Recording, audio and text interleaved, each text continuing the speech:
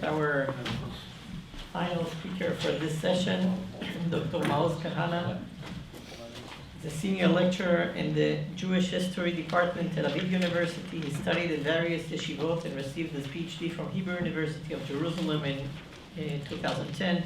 Has been a visiting fellow in the Tikva Center of the Jewish Law and Civilization at New York University and Scholion Mandel Fellow at the Hebrew University. His first book is forthcoming from Zalman Shazar Publication House, and he is currently researching a second book, Modernity and Nomos, Jewish Law in its Historical Context, and I believe it will be also a part of our next lecture. Thank you.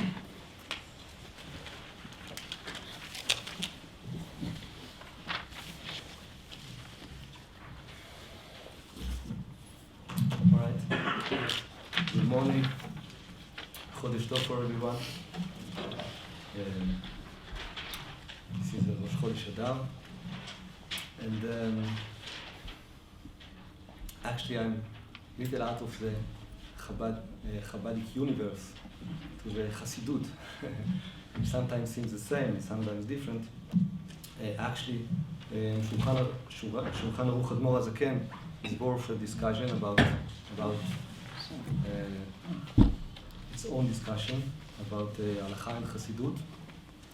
And this discussion might be a kind of introduction, maybe more general introduction for the subject of Halakha and Hasidut and its optional horizons for research.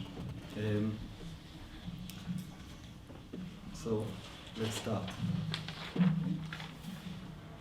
Gaudenti Pikulski, a Benedictine priest, was one of the Frankists' confessors during their mass conversion to Christianity in 1759. Soon after this event, in the year 1760, Pikulski published a historical account about the Frankists, or the Contra-Talmudists, as he named them. Surprisingly enough, in his opinion, Frankism was not an 18th century phenomenon, nor it was a Jewish heretical sect. Instead, he claims Frankism to be a strand of the real, pure, anti-Jewish secret theology, which was confronted and suppressed by the Jewish rabbis for thousands of years, throughout history, as he noted. Today's Contra-Talmudists existed in Israel even before the birth of Christ, though they were called by different names according to their time. At the beginning, they were called the Kabbalists, because they explained the Holy Scripture mythically through the teachings of Kabbalah. They were good and understood the mysteries of the Old Testament without any error, to say in a complete accordance with Christian teachings, of course, for Pikulski's point of view. Later, when the sages of Jerusalem synagogue started to favor the Talmuds, plural, traditions and laws above the divine law, which misleads the Jewish masses, the Kabbalists opposed them, and they came to be called the Contra-Talmudists. As Pavel Macheiko clearly proved, Pikulski's distinction between those two contradictory Jewish strands was not novel. Pikulski framed the Frankist affair within a well-known late medieval Hebraist pattern, as was outlined in different variations in Raymond Martini's and Dion Rochlin's influential works, and many who followed their footsteps. This theme claimed to separate between the secret, mythical, and mystical Jewish original tradition to the vulgar Talmudic legal one. This separation could play an important role in establishing and justifying an intellectual strand like the Christian Kabbalah, of course, as recovering the true essential Christian truth which were preserved in this theosophical school. It would also provide, as we see, a framework for how to conduct a social, intellectual, and political affair like the Frankist dispute between the Nomian rabbinic community, the Talmudisten, versus the Zoharisten, the Contra-Talmudists. But our core topic research of Hasidism might bring us to an additional, field application of this Hebraic theme, as was placed in the core of academic modern research of Judaism, Wissenschaft der Juden. Stefan Burnett, in his 1996 book named From Christian Hebraism to Jewish Studies, Johannes Buxtorf and Hebrew Learning in the 17th century, pointed out the historical centrality of Christian Hebraism in the establishment of Jewish studies as an academic field. Our discussion will explore one later intellectual dimension of this claim, and will look for the intellectual opportunities and methodical horizons which can be opened by questioning this veteran yet influential binary structure in the specific context of the academic research of Hasidism. Gershom Shalom, founder of modern Kabbalah research, devoted one of his famous 1938 lectures, which were assembled to the book Major Trends, to Hasidism. Sholem depicted 18th century Hasidism as a renewal of the mythical strengths of Judaism. The relationship between the myth, secret, and mystic tendencies, as opposed to normative law, is in fundamental contrast. Each is promoted by the fall of the other.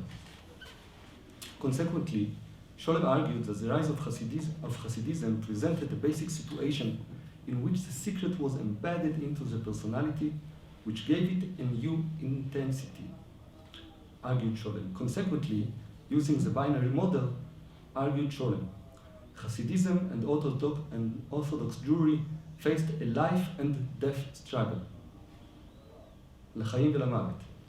The most surprising fact in this affair, added Sholem, is that the clash between them did not reach these critical dimensions. Yet this surprising fact does not remain so if we abandon some of Sholem's prior assumptions concerning the essential relationship between mysticism, myth, and law, or if we conduct a close inquiry in regards to the specific context of the Hasidic movement. An investigation of this kind might highlight a simple fact that many of these revolutionary figures were not only ecstatic spiritual leaders, but at the same time an integral part of the old regime, official and normative community rabbis, legal writers, halachic decisions, and compilers of responsa, who headed Jewish courts. Rabbi Levi Yitzchak of Pinsk and Berdichev, Rabbi Avram Yehoshua of Akta and Yassi, Rabbi Shmelke Horowitz, who headed the courts of Ritual, Shineva, and Nickelsburg, as well as Rabbi Israel of Kolnitz, who was not an official rabbi but a Magid, but left us official responsa, and dozens of similar Hasidic leaders who all left us massive documentation regarding with their legal activity.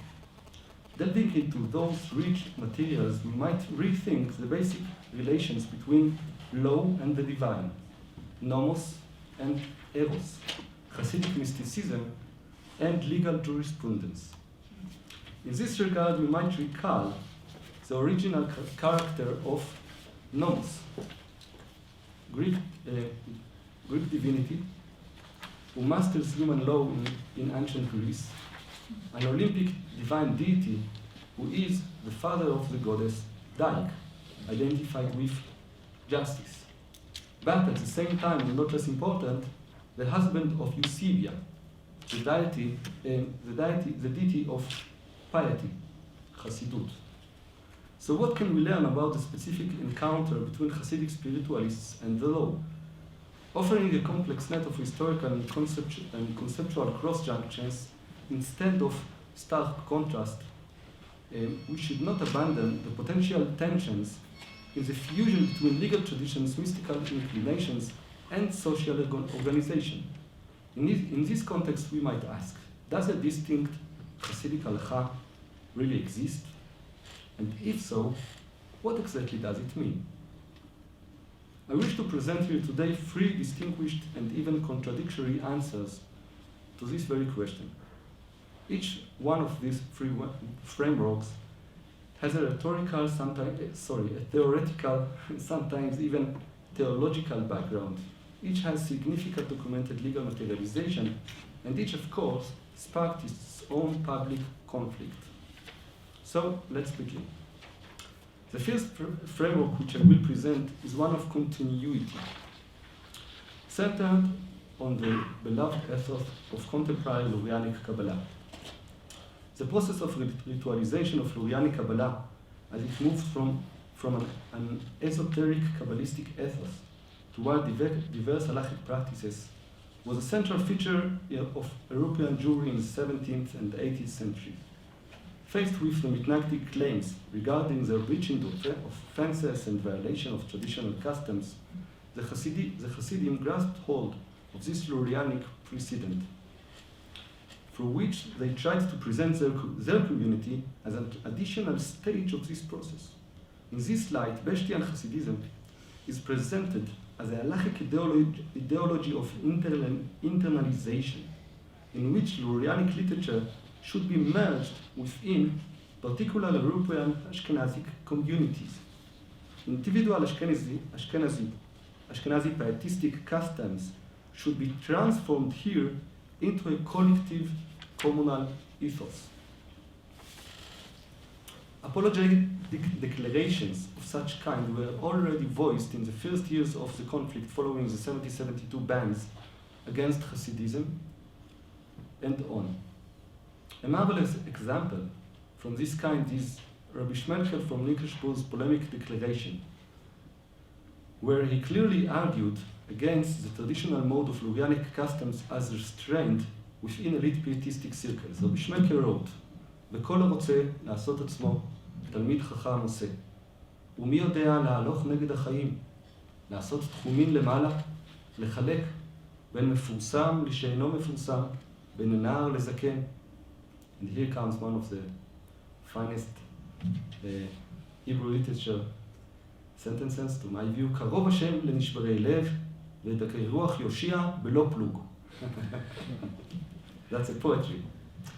Yeah, everyone wants to make himself a Talmid Chacham, can do so, for who knows that to justify between different people, creating boundaries above, separating between a famous scholar and someone unknown, yet an elder, God is close to the broken-hearted and will deliver those of oppressed spirit without distinction.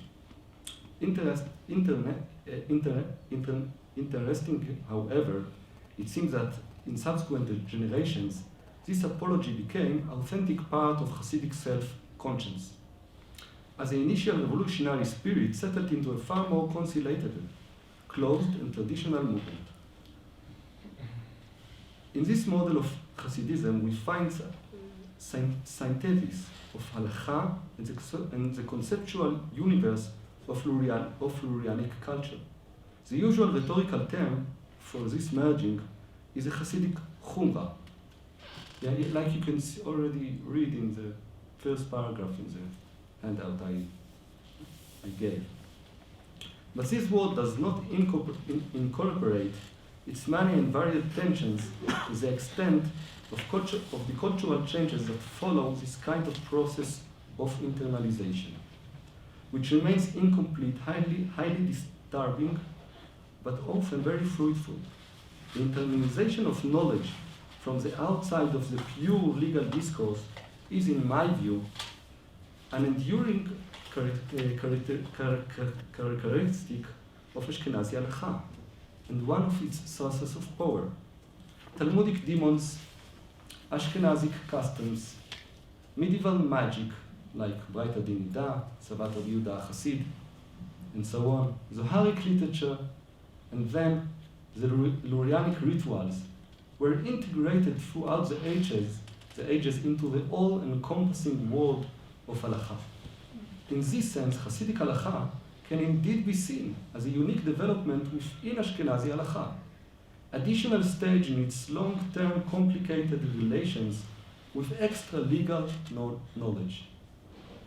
Both the vitality of this framework and its weaknesses can be demonstrated through looking at the stormy discourse between the Hasidic leader, Rabbi Moshe Teitelbaum, head of the Jewish court in Château Oily, northeast of Hungary, And the well-known Rabbi Moshe Sofer, the Khatam Sofer.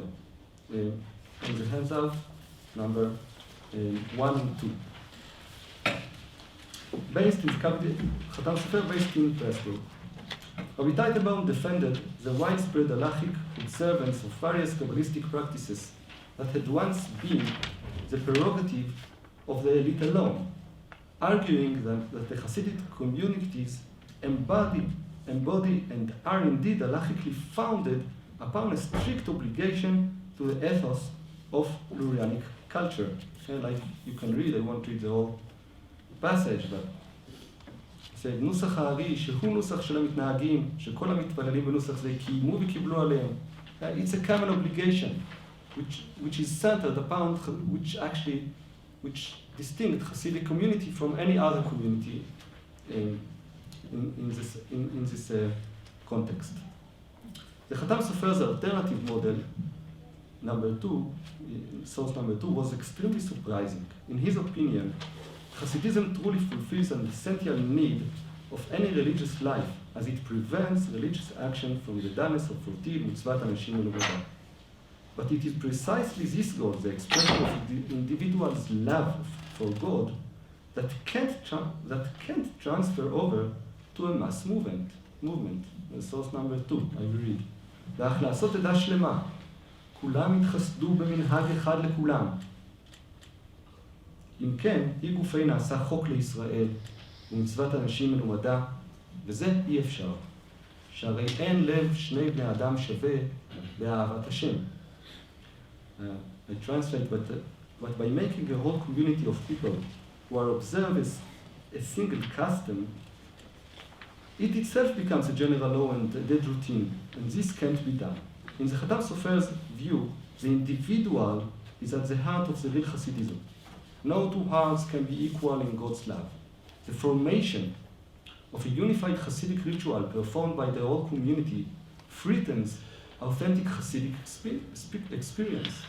The classic Ashkenazi conservative figure, Khatam Sofer, criticizing the institutional Hasidic movement precisely for its lack of spontaneity, radicalism, and its overly unified and rigid halachic outlook. To his view, to the Khatam Sofer's view, the holy treasury of Kabbalistic knowledge must be kept in a loose state within the halachic sphere, without crystallizing it into a formal obligation. Only in this manner will it preserve its fruitful and multifaceted strength as a free source of inspiration to be drawn upon by all members of the community in an individual manner. Yet, not all halachic views of not all Hasidic views of jurisprudence were as normative as the one described above. And here I move to the second model I want to offer. A renewed sense of the accessibility of the divine spirit is highly pronounced in the context of early Hasidism. Rabbi Pinchas from Koritz, for instance, claims that the divine spirit actually chases every person, seeking to reside within him. His contemporary Rabbi Dov Ber of Mezrich, a Maggid, says that in fact it is easier to attain the divine spirit in the present exile than in the time of the temple. This intensified cultural mystification indeed leaves its mark on the halachic mechanism. Official testimonies, Viat Edut, I brought one of them, number 3, against Hasidim from 1773, record the Hasidic Maggid picture. It might be, Belensky says it might be Rabbi Israel Mikoznitz, might be not. A preacher who permitted his wife's menstrual stain, ketem, by a means of a lottery. Similarly, he allowed the eating of the flesh of an animal suspected of being a treifa, relying on inspiration on his assertion that the animal's soul was in need of fixing and hence could not be a treifa, as the basic law would imply in this case, like the Shach said in the following number 3. Of course, this official documents is perhaps a biased forgery. Yeah, it's very גביית עדות. Official גביית עדות might be really a biased forgery, but both neutral documentation as well as internal Hasidic traditions depict very similar occurrences. The response literature documents the use of divine spirit to permit a woman whose husband's whereabouts, agunot actually, and also in regards to a woman suspected in prostitution, znut. These cases, at least 3 different cases, documented cases, were conducted by the Maggid of Kuznets, this is history, by the Maggid of Kuznets around 1798, the Joseph from Lublin in the same period, and Rabbi Yitzchak from Kalov in 1840. One would assume that the internalization of this kind of anarchic tendency within the halachic system would be limited to the first few generations of the Hasidic movement. But the picture is much more nuanced and interesting than this. The tradition of Shivchei HaBesht, for example, number 4, describes the Besht as eating in public an animal considered treifa by the slaughter, by claiming that the beast itself wants him to eat it. Yeah, like we can read. אבל הבהמה הזו מבקשת ממני שאכול ממנה.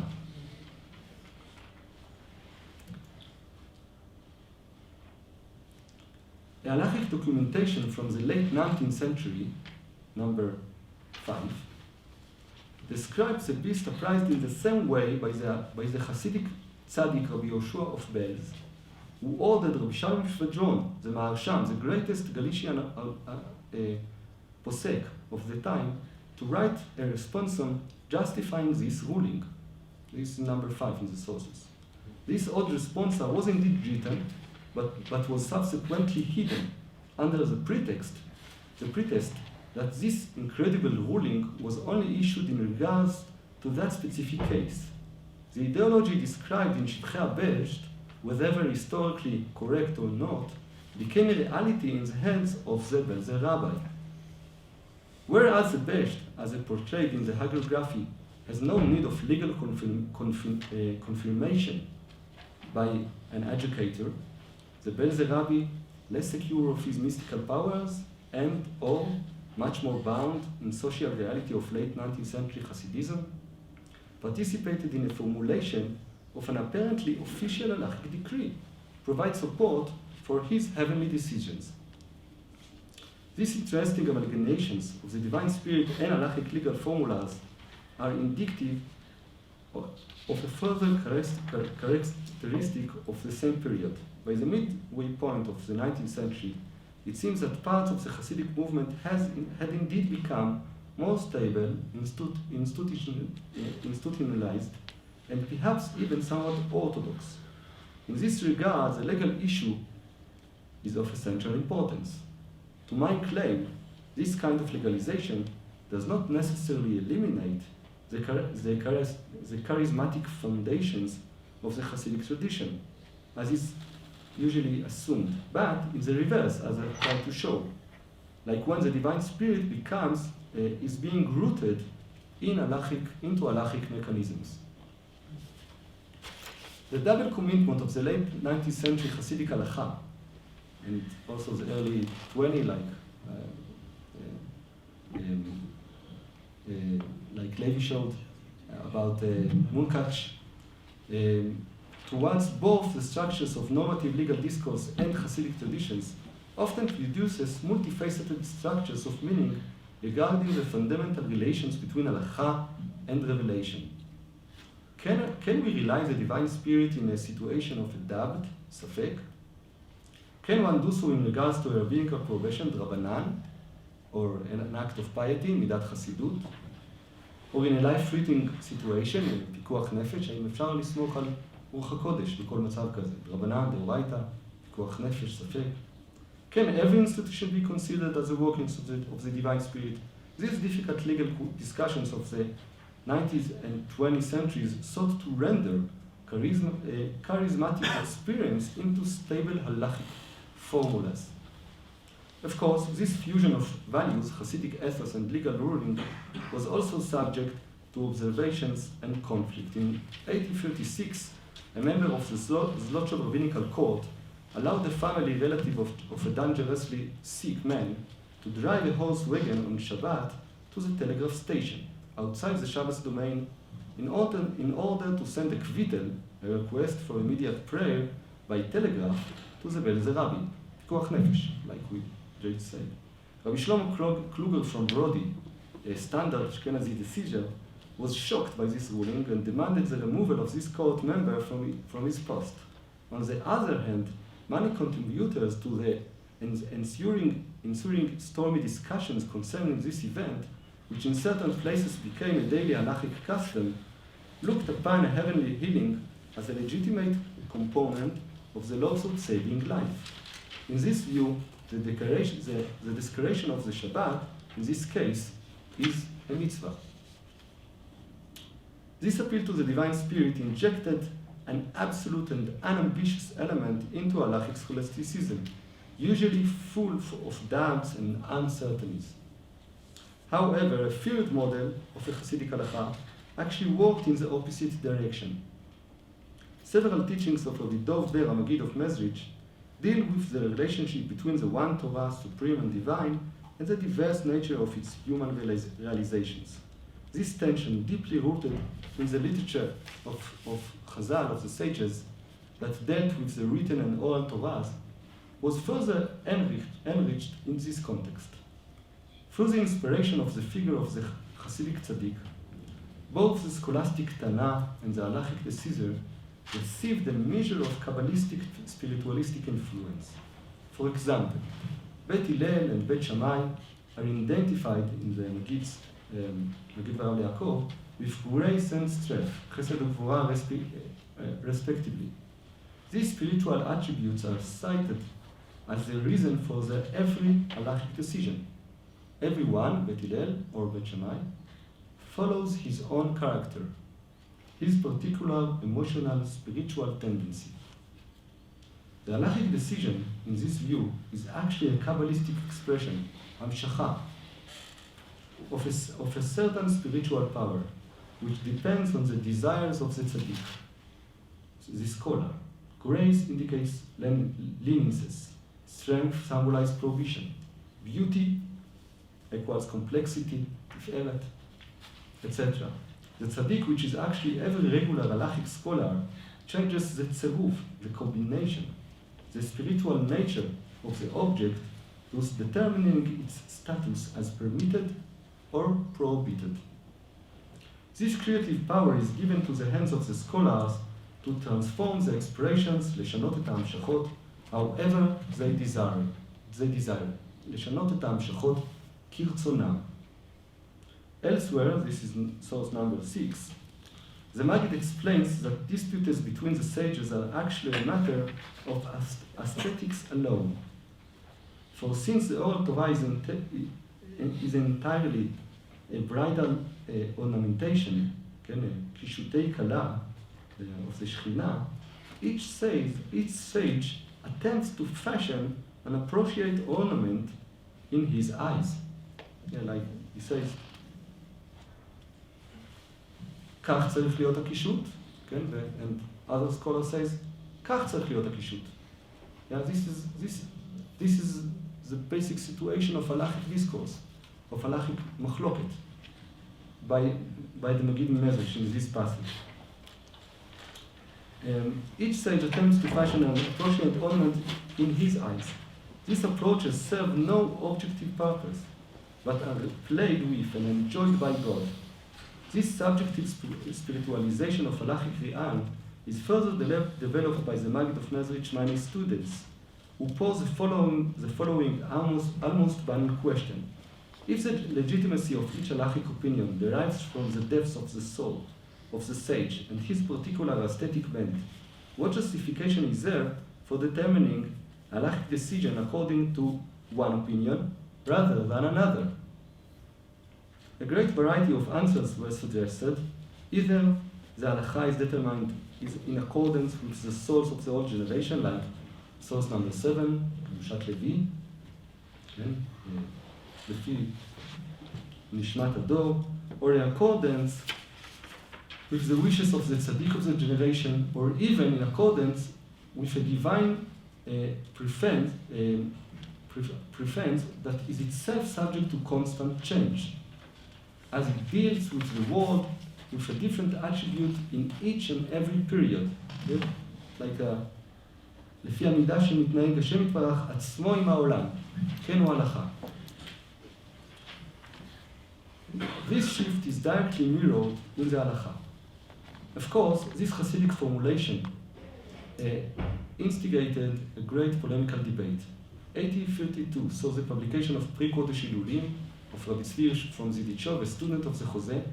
In one of his sermons, he claims that, as it is well known, the halacha changes according to time and place. He bases his claim of perpetual change on the words of the Ari on the one hand, on the statements of scholars of astronomy on the other, since perpetual change exists both in the heavenly realms, as taught by the Ari, in the astronomical spheres, as the same is true of the divine will regarding halachic decisions. In this manner, the Hasidic master sought to explain the teaching of the sages that one should be shone halachot b'chol yom. Learn, shone, halachot b'chol yom, that halachot in fact change, shone, meshane, over time. Only 7 years later, Rav Shmuel Yehuda Rappaport, a Galician rabbi and maskil, cites this passage at length in a right written to a head of court in a German community. Rabbi Rappaport views this Hasidic exposition as an example of the potential ruin of the Torah at the hands of the radical enlightenment. According to him, the later Maskilic viewpoint follows the anarchic path that the Hasidic precedent, as its ideological relativism will lead to the abolition of halacha in practice. He identifies dangerously heretical element in the after-mentioned Hasidic exposition, a quote, which is very close to the views of Spinoza, as he puts it. Is Rabbi Rappaport correct in his anti-Spinozian critique? Did this Hasidic ideology have practical and systematic ramifications? In certain dimensions, I think the answer might be it might be the case, as traces of subjective halachic rulings based on the inner soul are recorded in Hasidic writings.